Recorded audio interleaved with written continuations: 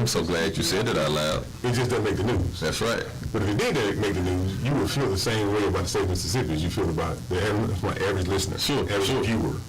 You would feel as disgusted as what you folks give me about their viewpoint of local politics. So, in saying that, we got a lot of work to do. And it's going to take adults and folks who are mature enough to say, hold on, what's the greater good? How do we move this relationship forward? Is it going to take retooling how the government works in the city of Jackson? Yeah. So that we can have a better trust relationship? Or should we stay where we are? Staying where we are is causing good black folks and good white folks, good Democrats and good Republicans, just good Mississippians, millions of dollars because of unstable infrastructure, unstable reality, and the citizens are being asked to pay more and get far less than they've ever received in the history of Jackson. Speaking of pay more, do you think that there's a, and I know you're not there, so I'm asking whether you think, your opinion, do you think that citizens are getting ready to have to pay more in water rates? Well, I wouldn't agree with a water rate increase, nor a property tax increase, without large-scale city decrease. See? And you're going to have to say more about that. Yeah, say more. Okay, so for me, before, and you know this, you from personally. That's why I want you to say more. you came to me, years ago as mayor. So I'm going to raise taxes. I said, well, you finna fire this many people, or this many people, or this many people, and you're going to have to rearrange some offices. Yep. You're going to have to and we did that. Every fluff. You did that. Yep. And you responded. Get rid of fluff. Get rid of, if you weren't actually moving the needle to move the city forward, you need to go work somewhere else. And you had the guts to look a lot of folks in the face and say, well, your job description is now changing. Yeah. And your job description is now being removed. So here's some other applications you can file for other places in the city. And if you qualify, you can apply over here. But your position in this department or in this capacity, or even in your office, in your own mayor's office. Absolutely. You told some people in your office, I love you, but I got to cut my budget by X number of dollars. Yep. Because the key to stamps and Melvin police are not raising these taxes. Absolutely. And you look some people in the face. It's a hard decision that folks have to make sometimes. And in government and in business. Pass to the computer. Either you're going to save the city, or you're going to save. And but if they're your friend, they'll understand. Yeah. They're your duty. That's right. And at some point, duty has to rise up because I don't see duty when I look at this. And that's the disconnect between the city and the state. Right now, we need to see duty rise up. I heard a commercial on 90.1, then I heard it again, I think on another station yesterday evening, where the gentleman who is owner of Richard's Disposal was making a plea to the citizens to contact their council people so that a vote can take place in order that they can get paid for trash pickup. And the man said they cannot pick up trash, that they no longer can pick up trash. And tomorrow's Saturday, and it's trash day for a lot of folks, including me, and including you. So how do you think that is going to play out? Is garbage getting picked up tomorrow, you think? Well, if they just give me one more day. Okay. They'll pick my trash up tomorrow. Yeah. I'm not going to make a joke out of it, but let me just be serious for a second. We shouldn't be at this point. We were at a similar point 6 years ago where we were going back and forth over trash. Yep. But we were doing it in the back seat of a truck. Yeah. We were not doing it in news conferences. And we resolved it. We got rid of a company called Ramelli, who was a minority contractor, and brought aboard the previous one with Waste Management, who was a minority contractor. But that's how we resolved it, by resolving it. No news conference, no press conference, no nothing. People didn't know. It needs to be that kind of conversation. In order for Richard to get paid, by state law, there are only two things that a contractor can have in order to get paid. You have to have a legal contract, or you have to have a court order signed by a judge. That's what Kim Lewis just said on Facebook. Okay, so if I was a council person, I'll be waiting for a legal contract or a court order signed by a judge. So I say that if they can't work it out inside of the council chambers, a judge needs to render a verdict. But it would be a precedent-setting verdict that would change how municipal law is administered statewide forever. Forever. We got less than 2 minutes left, and I want to give you the last word. I want you to just simply address how you believe we can change the direction of this city. We have to decide, is it going to be about me, you? Is it going to be about ego? Is it going to be about contractors? Or is it going to be about the city? And once we make that decision, everything else should line up. If it's truly about the city, we'll sit down and we'll make the best decision for the city. Ladies and gentlemen. But the commitment of the leaders will determine which decision we make. Not in focus, it's not in screen. And then all other levels of government will follow that commitment. My idea when I first talked to you about To keep the stamps, ladies and gentlemen, Representative four of the District 66, this place one ended. the Mississippi House, here doing what he does, leading, talking about that leadership, and making a whole lot of sense when he does it. I appreciate you coming today. I appreciate your commitment to this thing, and that you hadn't done what I did. And let's get out of the way. And you were pushed out of the way because you put a stop work order on Siemens. See. Hey, somebody got to tell the truth. All men is the truth, right? I was sitting at the table. Yeah. That's when the rules came out. That's when the lawsuits happened because you said Siemens is bad. Don't pay them anymore. Ladies and gentlemen, to keep the stamps, thank you for joining us on the buffet with Tony Yarber. We'll see you next Friday at 3 o'clock. God bless you. I was trying to get the whole view of your whole background a screen. That's what I was aiming for. So that way there is no black, and what you have is the divider marks between the screens, which will look like window pane. So it'll look like you're sitting in front of this cool window. It could be in front of a city, it could be in front of City Jackson, it could be in front of bars, anything. So we don't get the same thing. You can get the same thing with two TVs, it's just not gonna feel the whole camera shot. So it's gonna look like two TVs. It's not gonna look like this window I'm trying to provide. See, now if you feel the screen shot,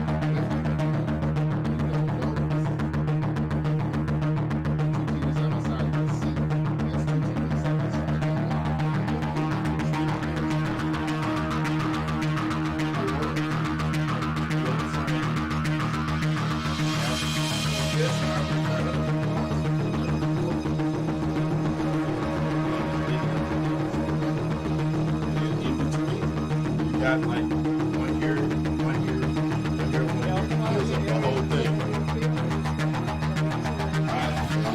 Like some contractors to build a frame for it. You build a black frame with, just thin strips of wood. Hey, good afternoon. Welcome to We Believe Digital Newsbreak. My name is Chris Young. I'll be your host this afternoon. My sidekick, Mr. Socrates Garrett, is, how would we say, detained elsewhere on official business. So we wish him well with that. Maybe have a little bit shorter show today, but we do have some important items to share with you. You know, we're broadcasting to you live from the heart of the Deep South in Jackson, Mississippi. A lot of times I hear the term Mid-South, and I'm not sure I really understand that. It sure feels like deep. Sure feels like Deep South to me. That's ridiculous. So at this We Believe Digital Studios, we have all kinds of opportunities for people to get involved and participate. If you have a dream, a passion, a topic area that you would like to share with others, we're an ideal platform suited for you to be able to get your message out there. We like to say a hometown feel with a worldwide reach. We've got videographers and camera folks and engineers. We cut advertisements, we do graphics, we have all kinds of attractive packages available for you to put out your message. Maybe you do a pre-recorded message, say 30 or 60 minutes in length, and we put that on the schedule when we can work that in, or we lock in a time for you to go live for a 30-minute show, a 60-minute show, and we can do the graphics up for you, and very attractive. All kinds of ad placements for you. Really, there's a deal going on right now where really for $10 for a 15-second ad, and we will show that 15 times a week. So $150 a week, and get your message seen on all the platforms. YouTube, Facebook, WeBelieveDigital.com, of course, Roku TV. We'll announce find a way to do announcements in social media to get the word out, Twitter, Instagram, again, YouTube and Facebook. So we're all about serving our customers, and we want you to give us a call. You can always reach us at 1-800-492-5186. 1-800-492-5186. So welcome to We Believe Digital Newsbreak, and really three major issues going on right now, and I want to start with the local one, because this is what affects our citizens here the most. With this rain, these storms that we've been having, and expectation for more rain in the coming days, the reservoir had to start. Our large reservoir here had to start dumping all kinds of extra water into the Pearl River so that the reservoir itself doesn't overflow, which would be, really catastrophic to lots and lots more people. Consequently, though, the Pearl River has been steadily rising. The National Weather Service had a report out at 10 o'clock this morning.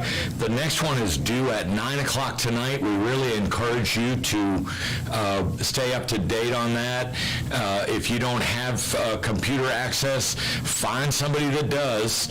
Get on the phone with folks and find somebody that does, and go to that National Weather Service website and get the information that that you need. And that website is www.weather.gov/JAN. That's their code for Jackson, JAN.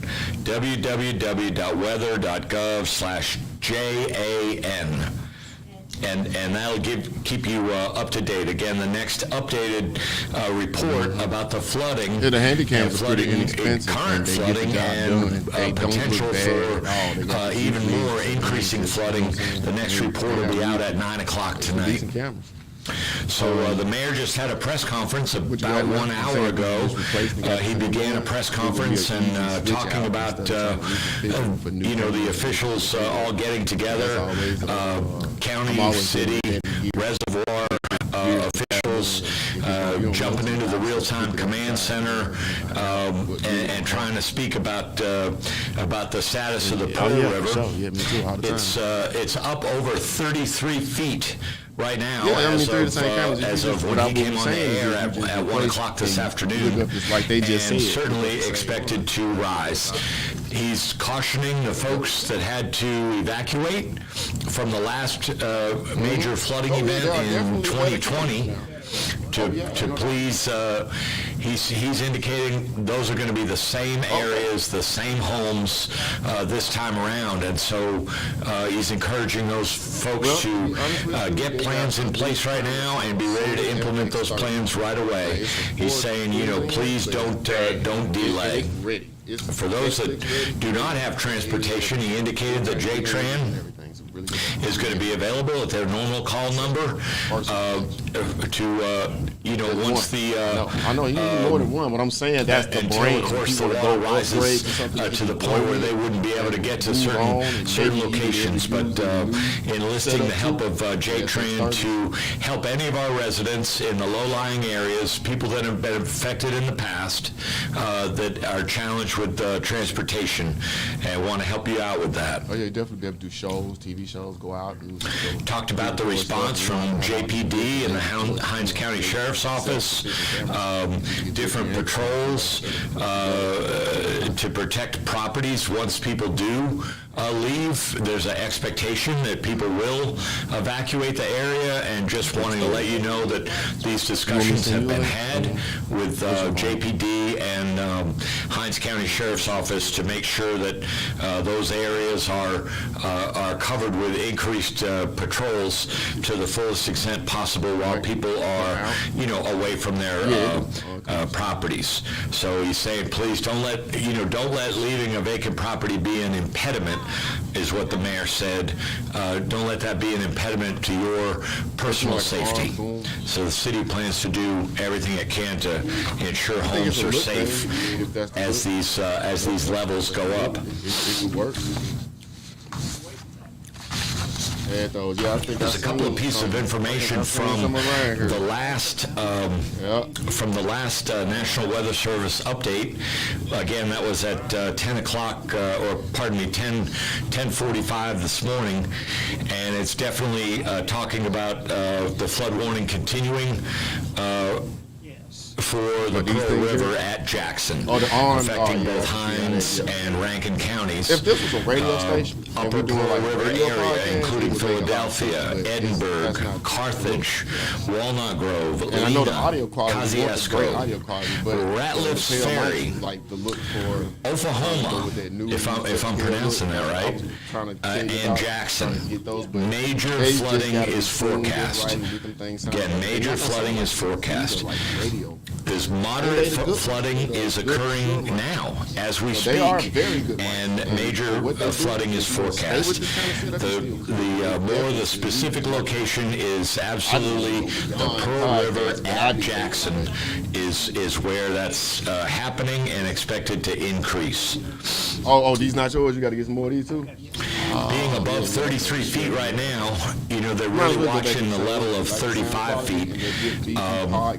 Talking about at 35 feet, some businesses are affected near Town Creek. River waters will flood some of the streets of northeast Jackson subdivisions, which are close to those that are close to the river, and a number of additional streets in downtown Jackson. At 35 feet and 4 inches, water approaches homes in the Hightower area.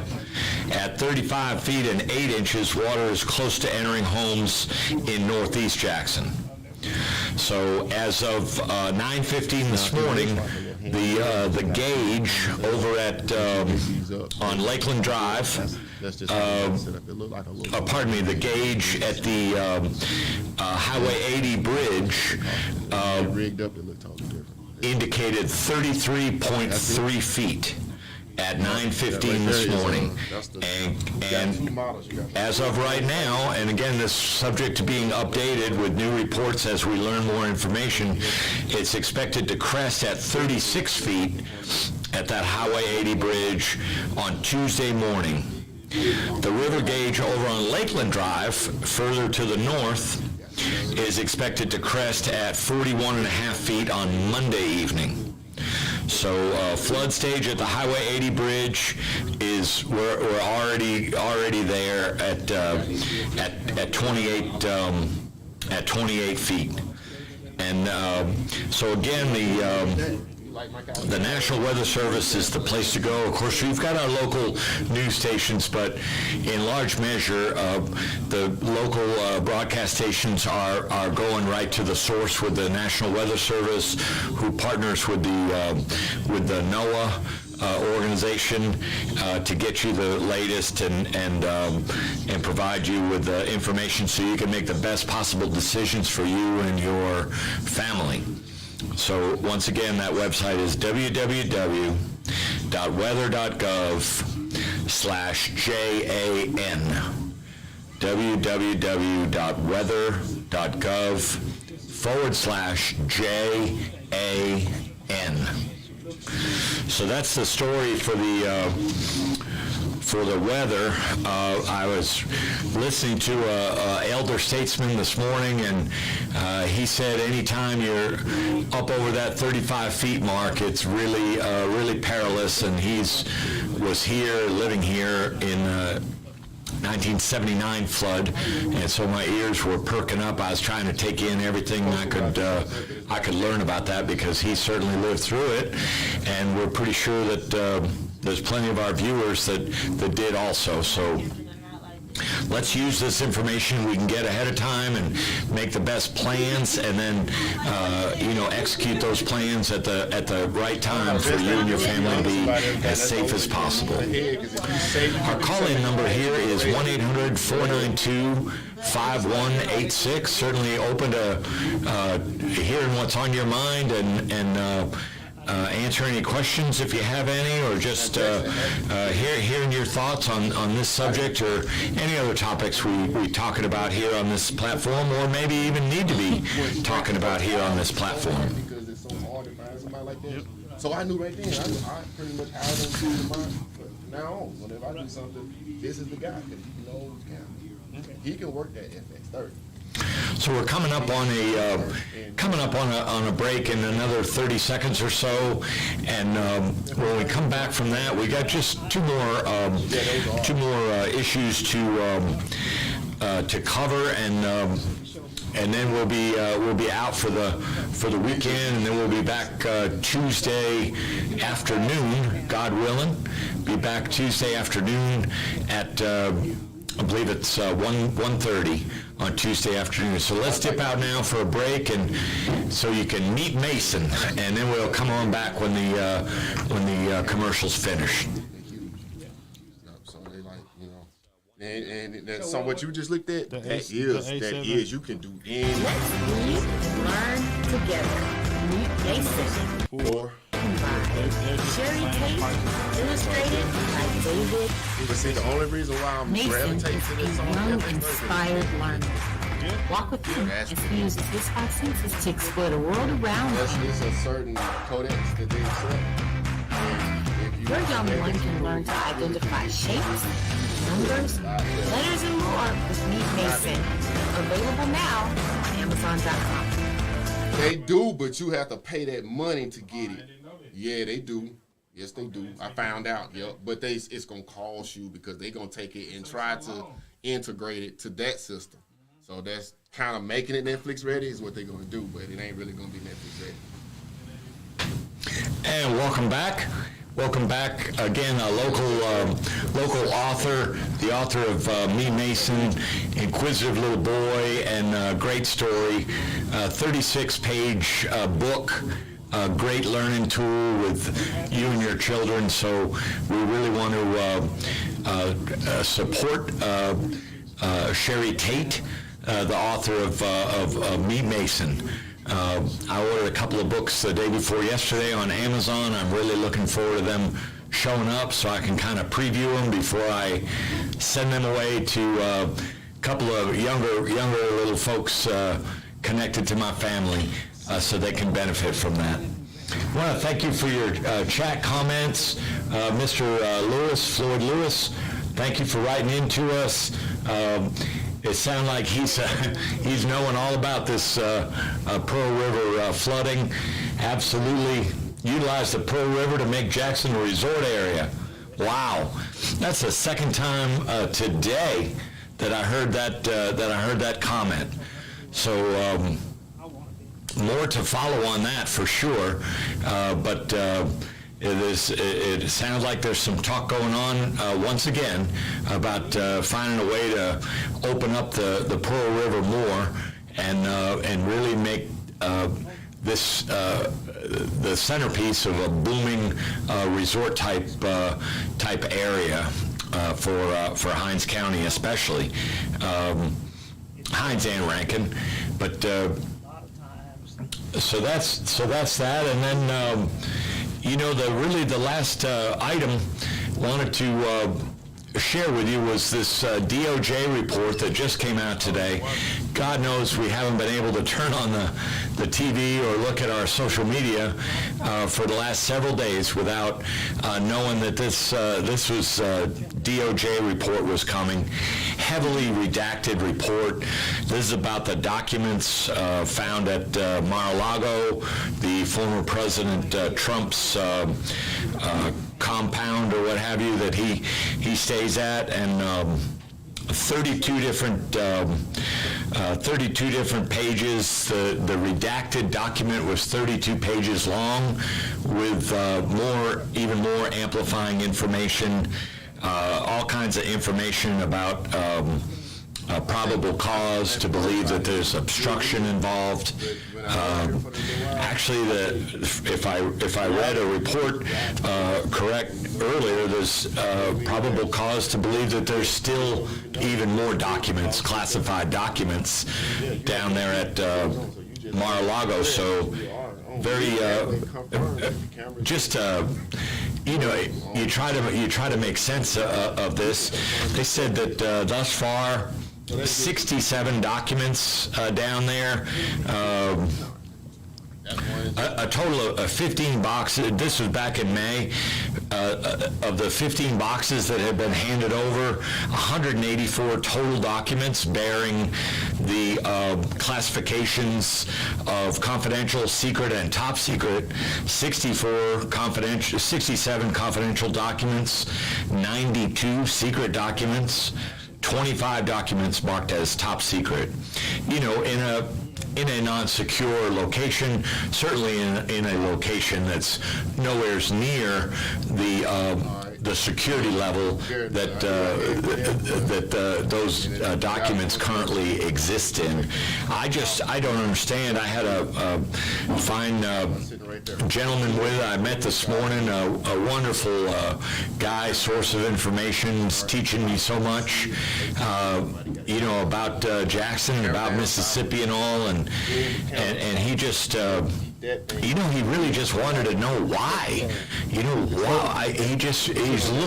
trying to find a reason in his mind where the former president would think it's okay to just take off with these classified documents and just have them laying up in a room at the house, So it's really baffling to people. Apparently there's a number of different, the DOJ was concerned about the number of different civilian witnesses, that are apparently willing to testify to, seeing those documents there, seeing them accessed, et cetera, So we're going to learn more about that. But it really makes me wonder. I was telling my friend another friend yesterday, in 20 years in the Navy, I had, a clearance the entire time. It was just the nature of my work, and that was necessary to have a secret clearance, not a top secret clearance. And then during the first Gulf War, I had a 1-year assignment where it was necessary to increase the secret clearance to top secret TSI. But just for that 1-year period of time, and then right back down to secret, because there were certain things that I needed to be able to have access to just during that one tour out in the Arabian Gulf and in the Red Sea and so forth during the first Gulf War. But it just got me thinking, the way that those documents, the way that we treated those documents and other classified material, let's say, was, it was with the strictest attention to detail and focus, and always a two-man rule involved. Observing, opening the safe, removing the documents, inventorying the documents, reviewing the documents as needed to accomplish the mission, return the documents to the safe, two-person signature, securing the whole works, and I just can't imagine what would, I think if I misplaced one of those documents or disturbed it in some way, or altered it, or damaged it, or anything like that, I have every reason to believe that I would have been dealt with very, very harshly. And so I don't understand.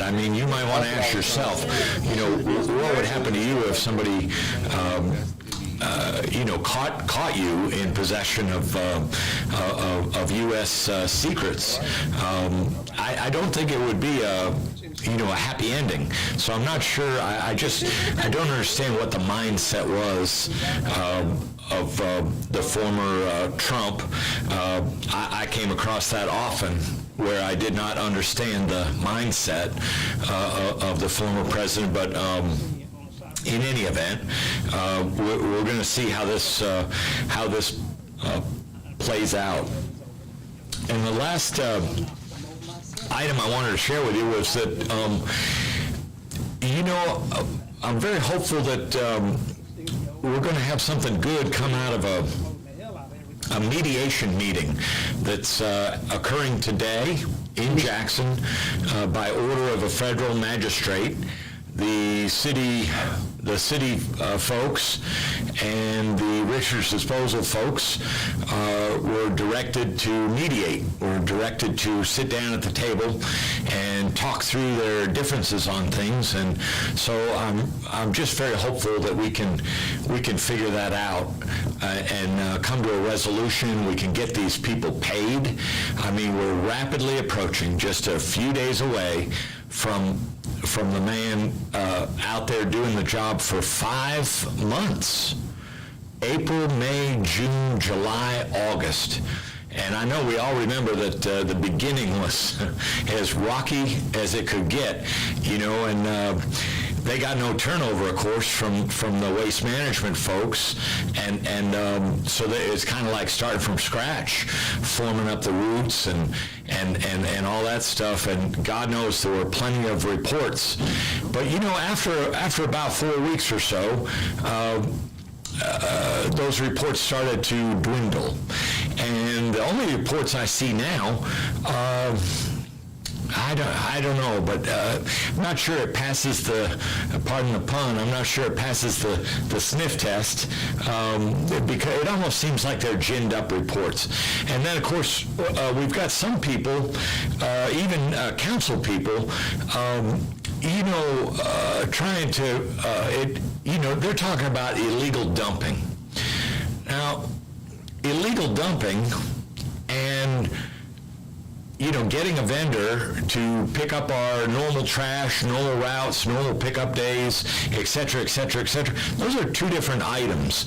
So I'm really surprised to see a council member trying to kind of confoozle, those two items. They're two different. We all know there's sites that have been used for illegal dumping for ages and ages. That's not directly related to what we're talking about here. So, it's almost like there's an effort going on to confuse the picture there. I don't think that's helpful. I don't think it's productive, but I'm just one person.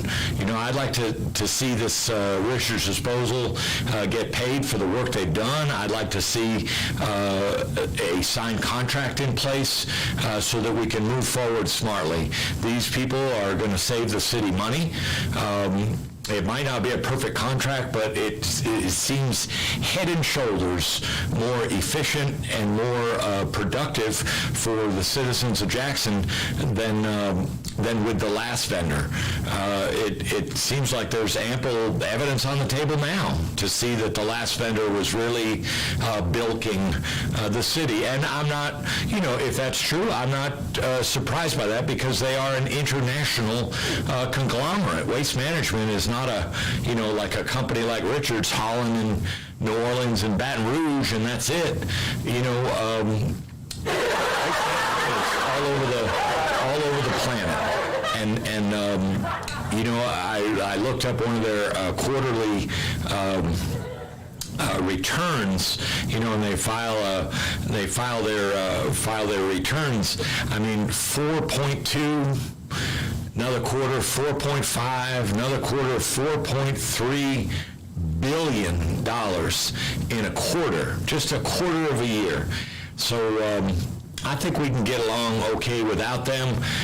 It's been demonstrated to us already that we can get along okay without them, and I hope this mediation meeting today can be productive. Wouldn't that be something if our elected officials could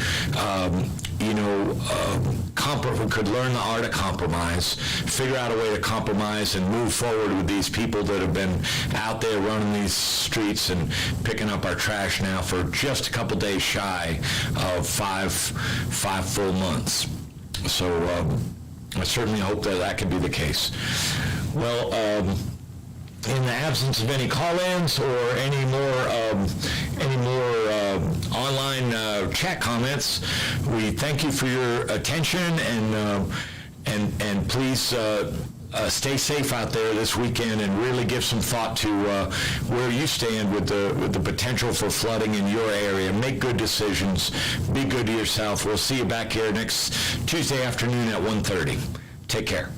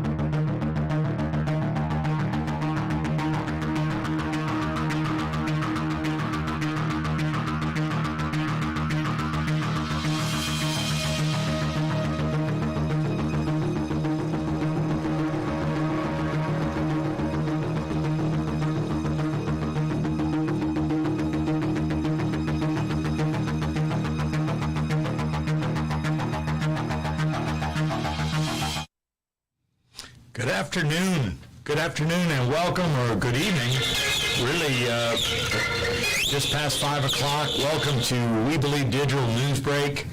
We're broadcasting live from our own studio here in the heart of the Deep South, Jackson, Mississippi, trying to share some news with you on this midweek. Everybody's been drenched all across the southern states. We have a little bit of information for you on that. My name is Chris Young, and I'm the co-host of this show along with Mr. Socrates Garrett. How are you this afternoon, sir? I'm doing extremely well. Chris, how are you? I never had it so good, Mr. Good. Here we are. We're dry inside the studio. We never had it so good.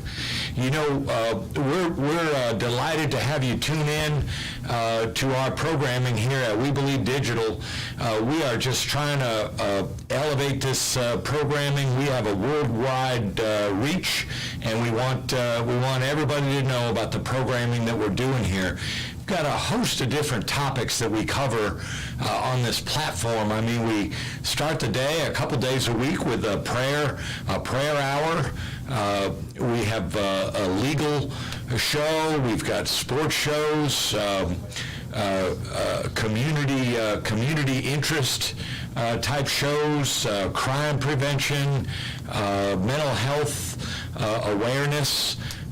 We've got a new show being very well received called Health and Habits, from a long-time health executive, Mr. Dennis Ayers.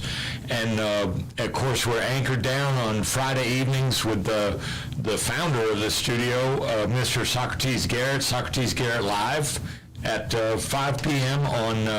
on Fridays. We moved that up from 7 p.m. last week, so you want to adjust your calendars. But please, see us on our platform, WeBelieveDigital.com, or follow us on Facebook. Click the like button, Facebook, YouTube. We send out notifications, and just turn on your notifications for us, and we'll let you know when any new shows are coming up.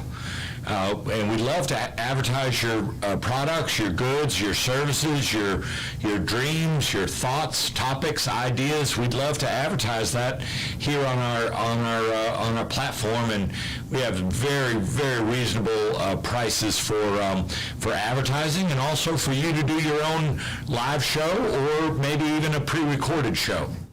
So just a little bit about the studio there, and. Mr. Garrett, I want to jump in with a big national item that came out today. Okay.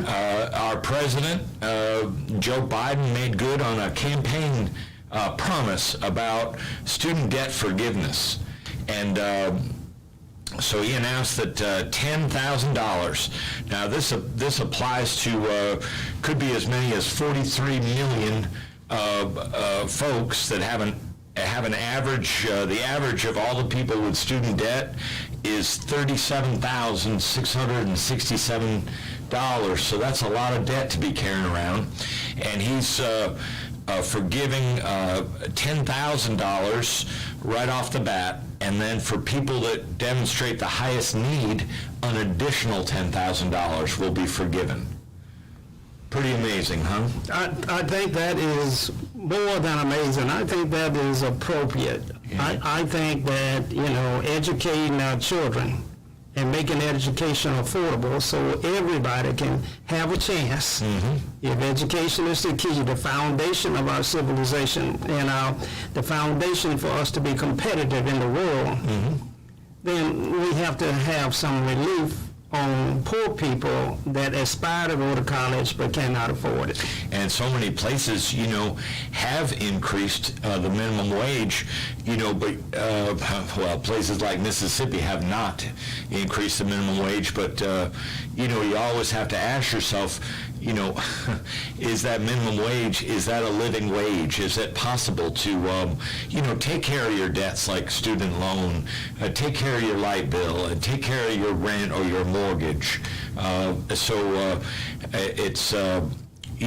if it's not a practical wage for the society that we live in today, we got to work on getting that up. We do, and it's not a practical wage, and that's why you have more students in junior colleges than you have in senior college. Hines Junior College probably has a greater student population than Jackson State. Wow. And so the reason for that is they cannot afford the tuitions. Right. And so, and especially if you're coming from out of state, it becomes extremely difficult for poor families who want to send their kids back to their alma mater, places that they were proud to go to, but just can't afford to do so. So, yeah, the minimum wage won't send you to college. And I don't have the numbers in front of me right now, but we shared with the audience a 3 weeks ago the difference in wages for folks that have a high school diploma as opposed to folks that have a bachelor's degree. It's a phenomenal difference. Phenomenal difference. Yeah. And now it's becoming for folks that have a master's degree. Right. A bachelor's degree is not enough anymore. Not enough. So the skill sets and the technology and the information world that we're in. This is the information revolution, no longer the industrial revolution. You're going to have to be tech savvy. And so, if you're not doing that, then you can't compete in today's society. I was very fortunate. I had completed a bachelor's degree and, a college dropout, but completed a bachelor's degree as a grown adult and then a master's degree. And but I was on active duty in the U.S. Navy, and I had this tuition assistance program where essentially the government paid 75% of the bill. I paid 25% and my books. Yeah, it was a way out and a way up. That's right. For youth back in your day and time. But there is no military assistance anymore. No. Okay, and so there are no fathers in the home anymore, especially in the African American communities in the Deep South. And so, how are they supposed to be able to go to college? Yeah, you don't understand. And I know a couple of people that, are in college now, young people that are, and you got to take your hat off to them and pat them on the back because they're not living pleasant lives at all, but they are absolutely committed to getting that degree, and God bless them. They're scrapping and scraping and running and ripping, whatever they need to do. They're going to get that. They've made a commitment to get that degree done, and we know that that's going to help change their lives. I'm just amazed at the number of children that come from such a humble beginning, from some of the poorest conditions that you might ever want to imagine, that are able to fight their way through it and even become doctors and nurses and engineers and architects and just good people. I'm amazed at how that happens. It doesn't, not the path for the majority, but there are some that are able to navigate the most difficult circumstances. God bless them. God bless them.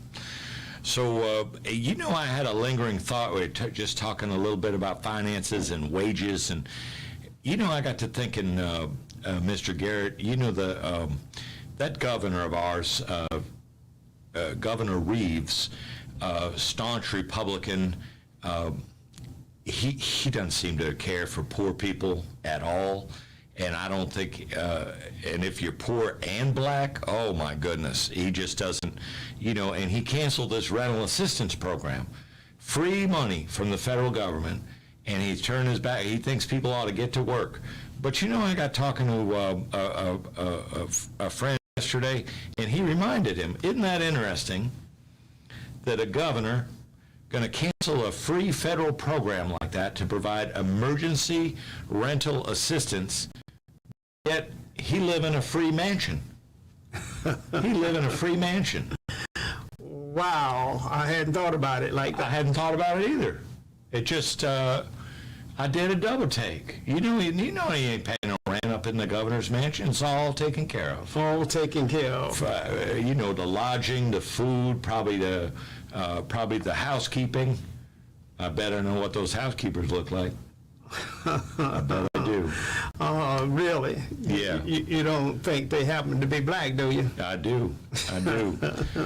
Well, Chris, I don't know. The governor seems to be a bit out of touch. Yes. Eliminating the rental assistance program, refusing to accept Medicaid expansion, all the dollars that would come into the state of Mississippi. And you mentioned being the poorest state in the nation. Yes. When you're the governor of the poorest state in the nation, you have to do things for poor people. Yeah. And so I don't get where the disconnect comes between the governor and the poor people in his state. Yeah. How can that be? Well, it's baffling to me. I don't understand it. The other thing, too, these folks are always telling you that they're Christians, and they even list in their bios, which church they're affiliated with and all that, and they really want everybody to know that they're Christians, but that conflicts with the, what I learned in my Christian upbringing, the basic fundamentals to do unto others, and but for the least of these, and it's a total conflict. The Good Samaritan on the side of the road. I mean, we grew up understanding that you have to help your neighbor. And you know, when you deal with the least of us, then it in fact is the quickest way of elevating the entire state. Yes. You see, President Reagan, with this trickle-down economic concept, it was a complete failure. It does not work. You can't trickle that far down. Right. You got to work it from the bottom up. Yes. When the governor and those in power come to that understanding, when they see the burning bush, when God gives them some enlightenment, when they run into a circumstance that changed the heart of even George Wallace in Alabama, you know, then they'll have a heart change in Mississippi. Well, you know, there are some signs. We told the viewers a couple of months back, Kay Ivey, you know, this is the governor over there in next door in Alabama. And last year, was it 2020 or 2021, one of the two, for the first time in the history of the state of Alabama, she designated a black female poet laureate of the state of Alabama. Wow. So there are little bits of signs here and there. Yeah. But I know we're probably going to come up on a break here in a little bit. We still have a number of things, but you know, there's a question I've been dying to ask you, because you are a businessman that has been doing this deal now for 40 plus years, and I just want to ask you, because you say, well, what would it take for them to, you know, see the light, see that burning bush? And I just want to ask you, as a businessman, how would you I mean, you think you might do all right if 43% of your annual revenues came free from the federal government? How would that look on the balance sheet? 43%. I think I could make a bigger difference. I think I could expand the operation. I think I could hire more people. I think I could pay them more than a minimum wage. I could pay them a livable wage where they could feed their families and house their families and send their kids to college. That's what I think. And I think, and you would do it just exactly that, but yet that's not what we do in Mississippi. No, it's not. 43% of the revenues of this state year after year come from the federal government. It just comes down to the fact that we're living in yesterday, in 200 years ago. We should not be fighting a racial battle anymore in the state of Mississippi, where 40% of your population is African American. Right. We ought to be the most liberal state in the nation, capitalizing on our diversity, which is our strength, and turning Mississippi into tourism capital of the world. Right. But right. we don't. We don't do that. Well, we're out for this segment, and please stick around. You know, if you need to run to the fridge or something, okay, but turn the volume up so you can hear our sponsors, our advertisers for the program, and we'll be back with you shortly. Are you dreaming of becoming an entrepreneur, but you're not sure where or how to start? At Entrepreneurs Academy 101, our online program will guide you step by step on how to start and grow your own business. We offer courses such as how to write a business plan, how to create a budget, and so much more. Our online training program is designed for you to learn at your own pace, and there's no set order to complete this program. Because our academy is online, you have the choice to learn with a group, with friends, or individually. Upon completion of the entire curriculum, you'll Let's read and learn together. Meet Mason. Written by Sherry Tate. Illustrated by David. Mason is a young, inspired learner. Walk with him as he uses his five senses to explore the world around him. Your young one can learn to identify shapes, numbers, letters, and more with Meet Mason. Available now on Amazon.com.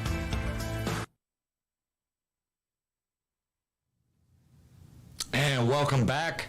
Hope you guys enjoyed Meet Mason. I bought 2 of those books yesterday. I'm looking forward to them coming in. I want to look it over, and then I want to send one up to my daughter in Virginia, who's got a 2-year-old, my 2-year-old grandson, so he can meet Mason. And I've got another little young lady, Zora, up in Indian Head, Maryland, and she's going to get a copy of Meet Mason. So Meet Mason is available on Amazon. I want to say it's $6 to $10, something in that range. It's a 36-page long book. Wonderful resource. This inquisitive little boy, Mason. So thank you for supporting us there. You know, Mr. Garrett, that rain has been coming down here all through the southern states. You know, the National Weather Service this afternoon issued, you know, flash flood warnings, and there's areas of I-20, you know, this huge corridor across our state that they're labeling as a catastrophic threat in parts of I-20. They've closed the exit over in Morton, which is maybe 35, 38 miles away from here, and the rain just keep coming down.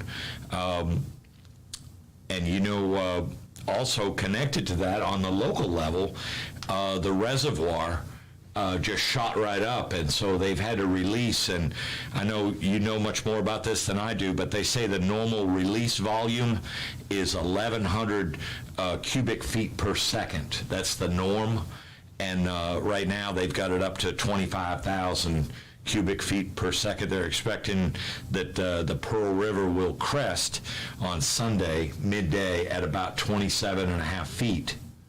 If it makes it past 28 feet, then you got flooding directly from the river.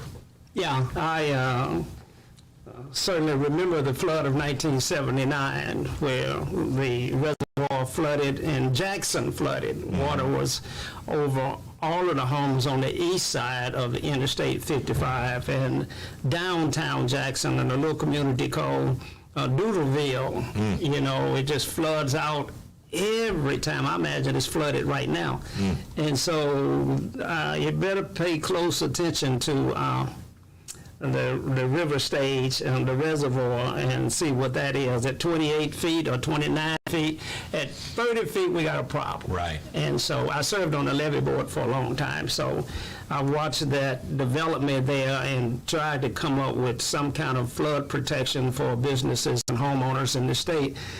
But like many things in Mississippi, we were unable to get together and come together as a community and get it done. Well, it looks too like